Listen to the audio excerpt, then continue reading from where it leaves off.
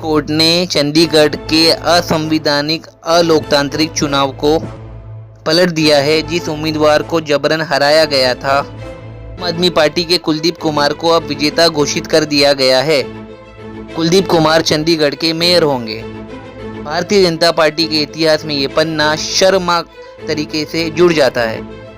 जिस दौर में प्रधानमंत्री नरेंद्र मोदी को 400 सीटें मिलने के दावे किए जाते हैं, पक्ष के विपक्ष को धाराशाही कर चुनाव के मैदान में हरा दिया गया, उसी दौर में बीजेपी मेयर के चुनाव में हेराफेरी से जीत रही थी। फादर ऑफ डेमोक्रेसी के फादर ऑफ पावर के लिए इससे शर्मनाक दिन और कोई नहीं है। इलेक्टोरल बॉन्ड असंवैधानिक निकला।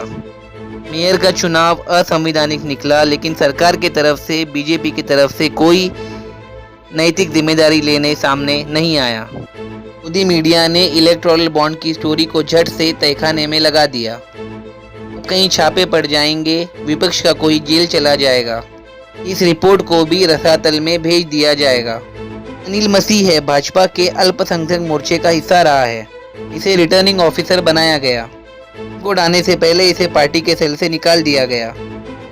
सुप्रीम कोर्ट ने इसकी चोरी पकड़ ली। अनिल मसीह क्या कभी कह पाएगा कि उसने ये काम किसके कहने पर किया? जो भी किया, ये व्यक्ति भारत के लोकतंत्र के हत्या के अपराध में दर्ज हो चुका है। सुप्रीम कोर्ट ने कहा है कि ये लोकतंत्र की हत्या है और हम ये हत्या नहीं होने देंगे। कोर्ट ने अपनी बात साबित कर दी। सुप्रीम कोर्ट ने केवल चंडीगढ़ के रिटर्निंग ऑफिसर अनिल मसीह को रंगे हाथ नहीं पकड़ा, उसकी चोरी और सीनाजोरी को सामने से नहीं धरा, तो उस टीवी पत्रकार के चोरी और बरजोरी को भी धर लिया। न्यूज़ चैनल पर आकर लोकतंत्र की हत्या को नकार रहा था। मीडिया ऐसे पत्रकारों के लिए स्वर्ण युग साबित हो रहा है। सरकार के दम पर सांस लेने की इतनी आदत हो गई है, लोकतंत्र के हत्या के काम को भी सही बताने पर न्यूज़ चैनल पर आ जाते हैं। को वीडियो में दिख रहा था कि रिटर्निंग ऑफिसर बनकर मसीह डाका डाल रहा है। तो किसी पत्रकार को क्या पड़ी होगी कि उस डकैती को संतों का कार घोषित करे? मीडिया में अगर आप ये सब नहीं करेंगे फिर क्या करेंगे? पत्रकारिता तो कर नहीं सकते। पक्ष से सवाल पूछना ही याद रह गया है। सरकार से पूछने में घिघी बन जाती है। सुप्रीम कोर्ट ने उन 8 मतपत्रों को वैध घोषित कर दिया। इसे रिटर्निंग ऑफिसर और बीजेपी के सदस्य मसीह ने अवैध घोषित कर दिया था। गिनती हुई और आपके कुलदीप कुमार मेयर बना दिए गए। अनिल मसीह का वीडियो है, दिख रहा है वो क्या कर रहा है। उसी का बचाव करने मीडिया का एक पत्रकार टीवी पर आया और गिन गिनकर बचाव करने लगा। से लेकर 8 तक गिनती करने लगता है, पर उसकी करतूतों की चर्चा सरेआम है।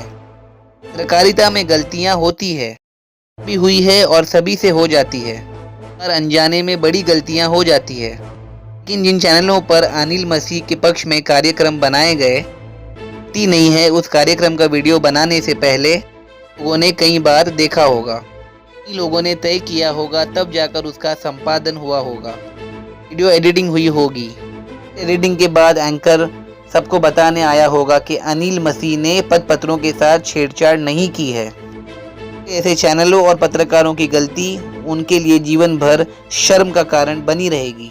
मंत्री और प्रधानमंत्री आपसे हाथ मिलाते हैं, रिश्तेदारों यार दोस्तों को क्या पता, ये फोटो देखकर इतराते भी होंगे वो अब अपनी पीएम के क्लोज हो गए हैं। लेकिन उन्हें भी पता होना चाहिए कि पीएम के साथ फोटो खिंचाकर कोई पत्रकार नहीं बनता है। पत्रकार बनता है पीएम से आंखें मिलाकर सवाल पूछने से। प्रधानमंत्री को भी सोचना चाहिए और मेरी बात भी माननी चाहिए।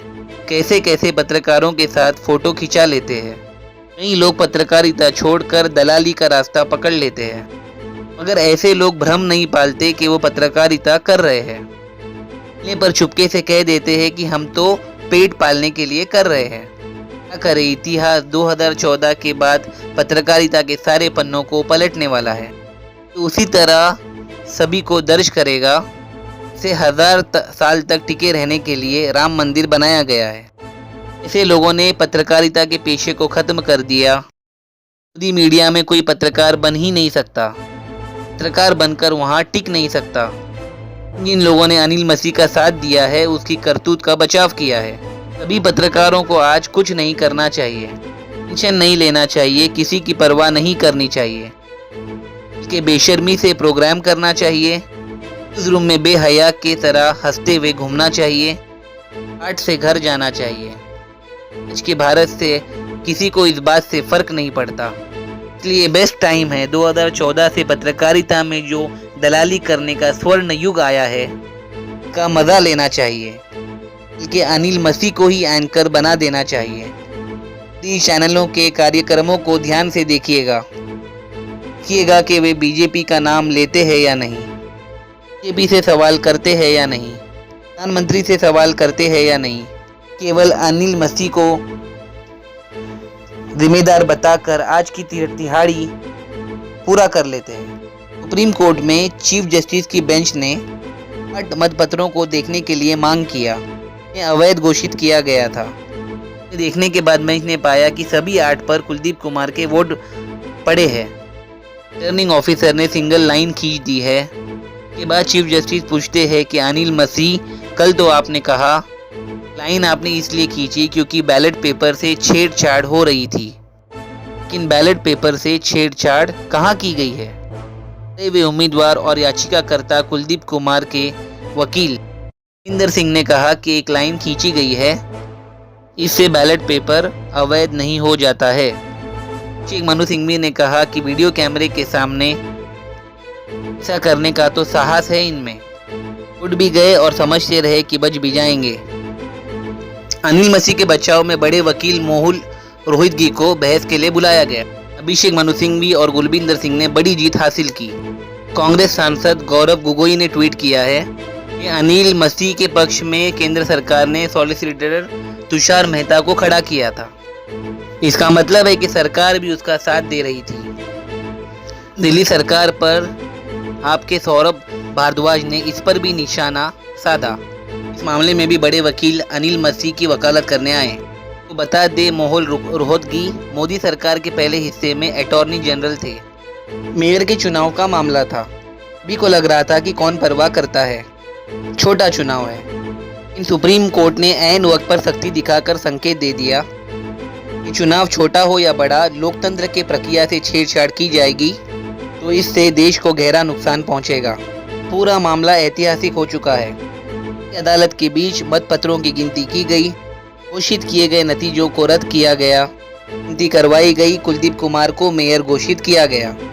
दायर कर कुलदीप कुमार ने अपना नाम इतिहास में दर्ज करा दिया। तंत्र में कोई भी लड़ाई बड़ी नहीं होती है, बल्कि हर लड़ाई बड़ी होती है। कुलदीप कुमार ने साबित कर दिया, केवल उन्होंने नहीं कि जस्टिस CY चंद्रचूड़ और उनके बेंच ने भी साबित किया। चीफ जस्टिस के पूछे गए सवालों से साफ होता जा रहा था वकीलों के पास बोलने के लिए खास नहीं। ऐसा मामला है जिसे देखकर कोई भी झुठला नहीं सकता। तो इस काम को हाईकोर्ट के स्तर पर ही कर दिया जाना चाहिए था। हाईकोर्ट ने नतीजों पर रोक लगाने से इनकार कर दिया। इसे बार बार नोट किया जाए कि सुप्रीम कोर्ट ने कहा है कि हाईकोर्ट फेल रहा है। हाईकोर्ट के जस्टिस सुधीर सिंह, जस्टिस हर्ष बंगर के सामने याचिका पेश की गई थी, उन्होंने खारिज कर दिया था। सभी को पता चल गया होगा। पहले चोर दरवाजे से मिले, इसको स्वीकार किया। मनोज सुनकर को मेयर बनाकर इस्तीफा दिलवाया गया। खबर आई कि आम आदमी पार्टी के 3 पार्षद बीजेपी में आ गए हैं। अगर दोबारा चुनाव हुआ, मतदान हुआ, बीजेपी आसानी से जीत जाएगी कि नौबत नहीं आएगी। सुप्रीम कोर्ट ने पुराने चुनाव को ही स्वीकार किया, वोटों की गिनती फिर से करा दी।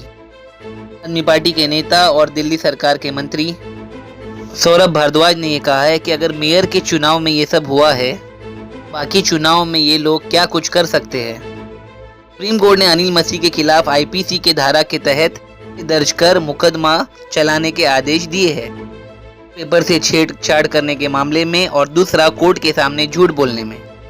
नई चंडीगढ़ की सांसद किरण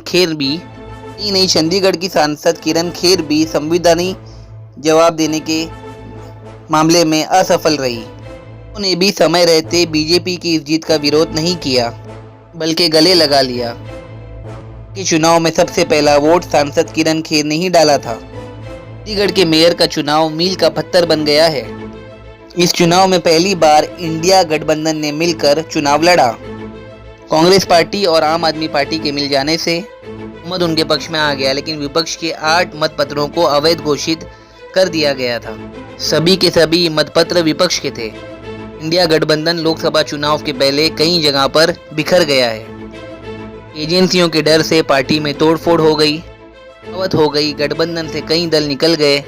मेयर के इस चुनाव में इस इंडिया गठबंधन ने बहुत बड़ी जीत हासिल कर ली है। उनकी जीत ने नरेंद्र मोदी के राजनीतिक करियर पर बहुत बड़ा दाग लगा दिया। अपनी निगरानी में लोकतंत्र की हत्या को रोकने के लिए असफल साबित हुए। सियासत और विकास की बात करने वाले नरेंद्र मोदी अपने पार्टी के नेताओं को नहीं रोक सके, एक्शन नहीं ले सके कि वो संविधान के साथ खिलवाड़ नहीं होने देंगे, बर्दाश्त नहीं करेंगे। ये वीडियो प्रधानमंत्री भी देख सकते थे और फैसला ले सकते थे, लेकिन पार्टी इस चुनाव को अपनी जीत बताने में लग गई। चंडीगढ़ का मेयर का चुनाव जीतने पर बीजेपी के राष्ट्रीय अध्यक्ष नड्डा ने बधाई भी दी। राहुल गांधी ने ट्वीट पर यह लिखा था कि प्रधानमंत्री नरेंद्र मोदी के नेतृत्व में केंद्र शासित प्रदेश ने रिकॉर्ड विकास हासिल किया है।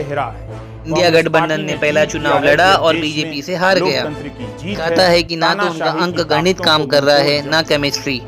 नड्डा जी क्या ट्वीट करेंगे? प्रधानमंत्री नरेंद्र मोदी के नेतृत्व में चंडीगढ़ में क्या क्या हुआ, इस पर ट्वीट करेंगे। बीजेपी के राष्ट्रीय अध्यक्ष होने के तौर पर जेपी नड्डा, बीजेपी का हर बड़ा नेता मेयर की धांधली के चुनाव पर चुप रहा, अपने पार्टी को फेल कर दिया। राहुल गांधी ने ट्वीट किया है कि लोकतंत्र की हत्या की भाजपाई साजिश में मसीह सिर्फ एक मोहरा है, ये मोदी का चेहरा है। कांग्रेस पार्टी ने ट्वीट किया है, राहुल गांधी में लोकतंत्र की जीत है, तानाशाहों की ताकतों को एक मुंह तोड़ जवाब है। हिम्मत है कि सुप्रीम कोर्ट ने अपनी भूमिका निभाई। इन दहाड़े लोकतंत्र की हत्या तो हो ही चुकी थी। अलग अलग संस्थाओं को स्वतंत्र होना, मजबूत होना बेहद जरूरी है। अगर सभी मिलकर लोकतंत्र का गला घोटना भी चाहे तो भी ये उम्मीद बाकी रहे, एक तो होगा जो इस हत्या का विरोध कर देगा या नहीं होने देगा। इलेक्टोरल बॉन्ड की खबरें गोदी मीडिया के चैनलों और अखबारों से गायब कर दी गई है। इस पर खुल के पत्रकार कोई भी खोजी रिपोर्ट नहीं कर रहे हैं। इस तरह से आपके सामने आपकी नज़रों से काजल चुराया जा रहा है। मैं ज़ीशान काजी आपकी इजाज़त लेता हूँ। देश और दुनिया की तमाम खबरों के लिए देखते रहिए सहारा अधिकार।